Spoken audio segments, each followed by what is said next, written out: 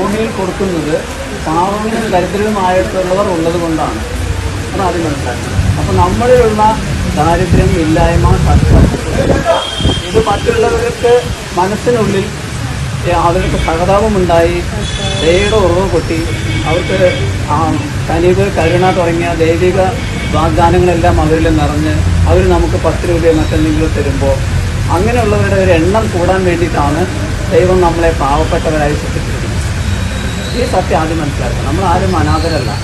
നമ്മളെ പ്രത്യേക ഒരു വിളിയിൽ ദൈവം അങ്ങനെ സൃഷ്ടിച്ച് നിർത്തിയിരിക്കുകയാണ്.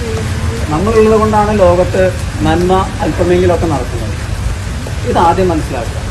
മാത്രമല്ല നമ്മുടെ ഈ ചിന്തകൾക്ക്, നമ്മുടെ ഇല്ലായ്മകൾക്കൊക്കെ വളരെ വലിയ സമ്മാനം ഇനി ഭാവിയിൽ കിട്ടാൻ പോകാം. കഷ്ടപ്പെടുന്നതും തീർച്ചയായിട്ടും പ്രതിഫലമുണ്ട്. നമ്മൾ ഒരുപാട് കഷ്ടതകൾ സഹിക്കുന്നു എന്ന് ദൈവത്തിനറിയാം. ആ വിചാരത്തിലും സന്തോഷത്തിലുമാണ് നമ്മൾ മുന്നോട്ട് നീങ്ങേണ്ടത്. ഇല്ലെങ്കിൽ ലോകം സത്യത്തിലില്ല. ലോകം മുഴുവൻ ക്രുദ്ധതയുടെയും മറ്റ് കോപങ്ങളുടെയും മറ്റ് സർവ്വ വിധത്തിലുള്ള അപജയങ്ങളിലും പിടിയിൽ അമർന്നു പോകും. അപ്പോൾ നമ്മൾ ഈ നാടിൻ്റെ സമ്പത്താണ് സത്യം പറഞ്ഞത്. അപ്പോൾ നമ്മൾ ആരും ഇല്ലാത്തവരല്ല. നമുക്ക് എല്ലാവരും രാവിലെ എഴുന്നേൽക്കുന്നത് ദൈവത്തിൻ്റെ കരുണ കൊണ്ടാണ്. അപ്പോൾ ദൈവമായ സർവശക്തനാണ് നമ്മുടെ കർത്താവ്.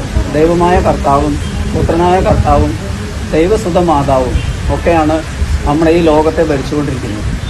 ഈ സത്യം മനസ്സിലാക്കിയിട്ട് നമ്മൾ ഇന്ന് നിൽക്കുന്നതും കർത്താവിൻ്റെ കരുണയിൽ, കർത്താവിൻ്റെ സന്നിധിയിലാണ്. ഇവിടുന്ന് നമുക്ക് ഭക്ഷണം തരുന്നു, അത്യാവശ്യം പൈസ തരുന്നു, വസ്ത്രം ഉണ്ടെങ്കിൽ തരുന്നു. കണ്ടോ? അപ്പോൾ നമ്മൾ ഇല്ലാത്തവരെ മുഴുവൻ ഈശോയുടെ സൗകര്യത്തിലേക്ക് വിളിച്ചു കൊണ്ടുവന്ന് നമുക്ക് വേണ്ട സഹായങ്ങൾ തരുന്നു എന്നുള്ള സത്യം, അത് സത്യം തന്നെ. ഈ സത്യം നമ്മൾ ലോകത്തോട് പറയാൻ നമ്മൾ വചനത്തെ സ്വീകരിച്ച് സുവിശേഷത്തിൽ പങ്കുകാരാവുക വേണ്ടത്. ഇതിലും വലിയ സുവിശേഷം വേറെയില്ല.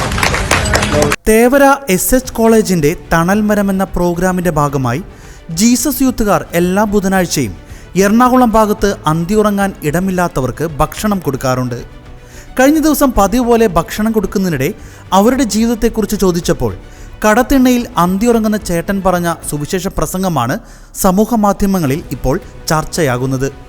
ദരിദ്രന്റെ സുവിശേഷമാണ് ഏറ്റവും മനോഹരമായ സുവിശേഷമെന്ന ആ മനുഷ്യന്റെ വാക്കുകൾ എത്രയോ മനോഹരമെന്ന് പറഞ്ഞുകൊണ്ട് തേവര SH കോളേജിലെ അസിസ്റ്റന്റ് പ്രൊഫസറായ സാബു അച്ഛൻ തൻ്റെ ഫേസ്ബുക്ക് പേജിൽ പോസ്റ്റ് ചെയ്ത വീഡിയോ ആണ് ഇത്.